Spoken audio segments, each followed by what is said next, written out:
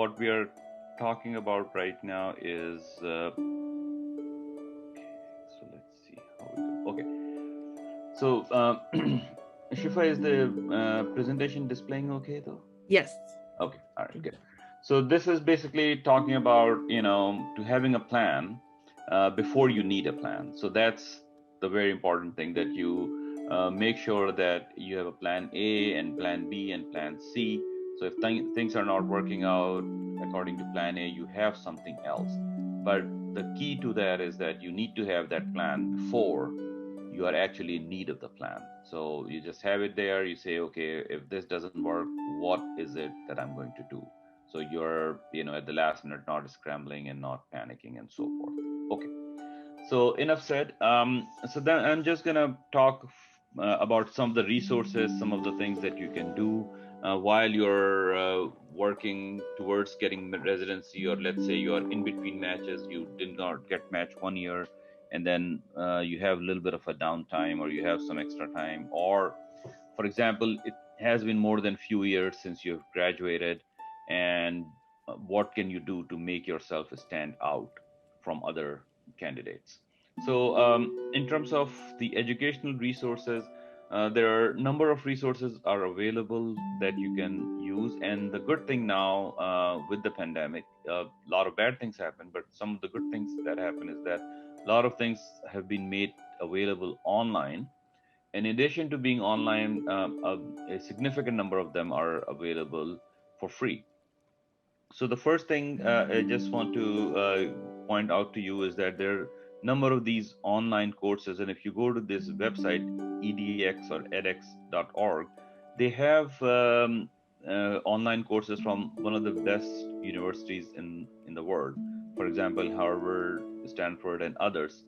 And when you go to the website, you can choose these courses that they used to teach their students, and they've made it freely available. So you can choose something of your interest.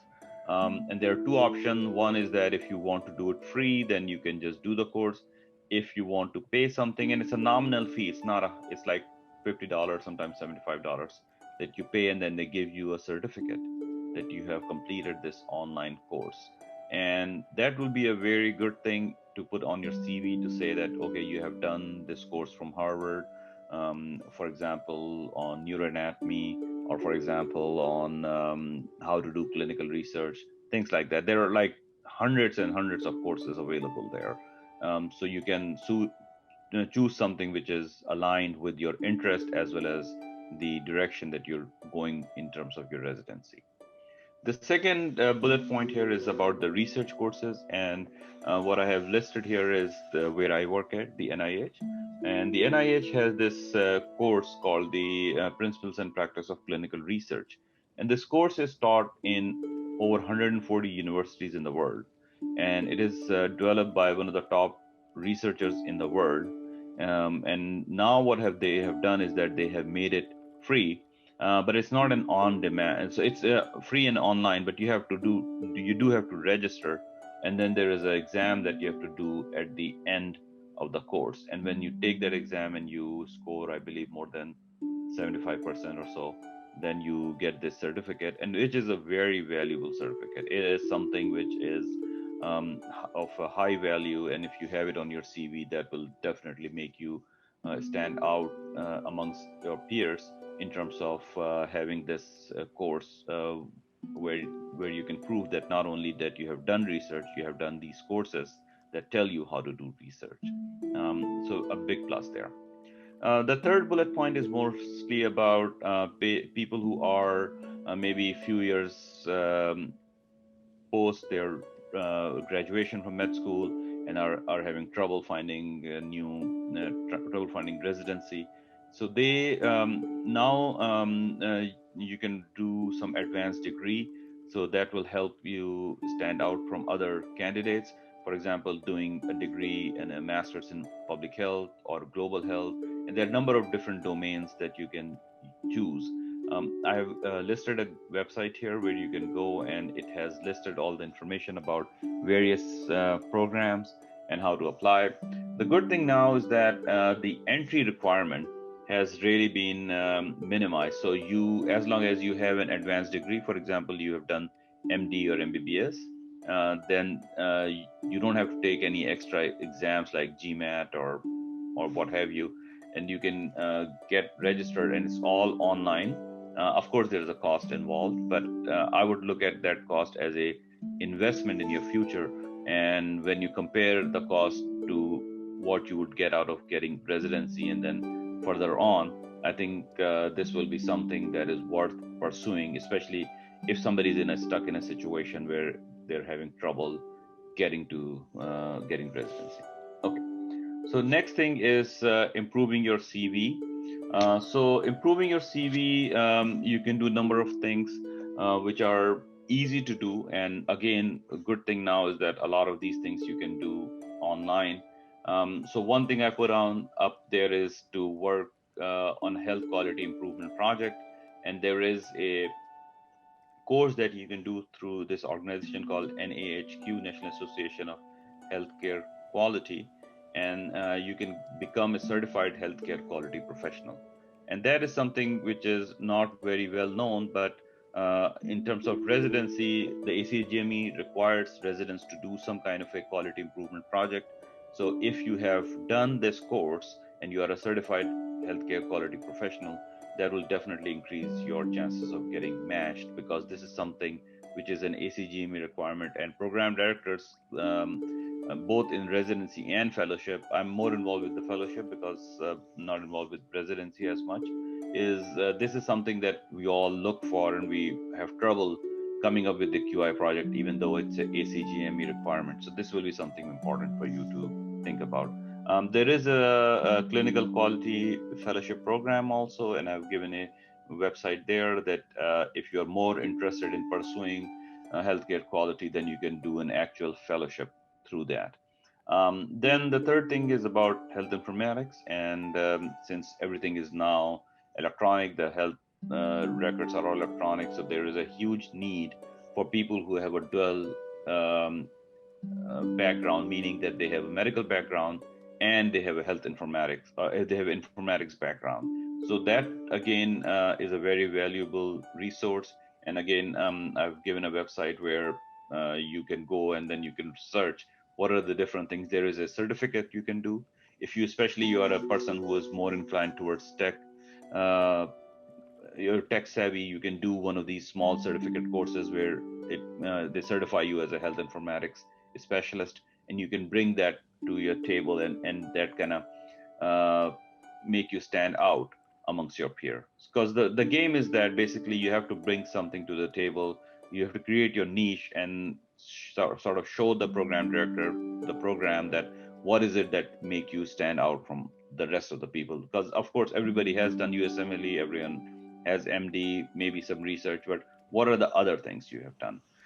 The last point is maybe not so important for the residency, but for example, if you are sort of struggling or if you're in a phase that you're finding it difficult to get matched, the billing and coding courses are good because those are always a valuable resource for post-residency, but at the same time, if you bring that to the table, and also in terms of if you're trying to find a little, earn some extra money, you can do these billing and coding courses, and there is a great need for people with that skill, and you can use that to have a little bit of extra financial resources while you're trying to go for residency, because it's an in-between time, you may not have a job, so that will be something that to look for.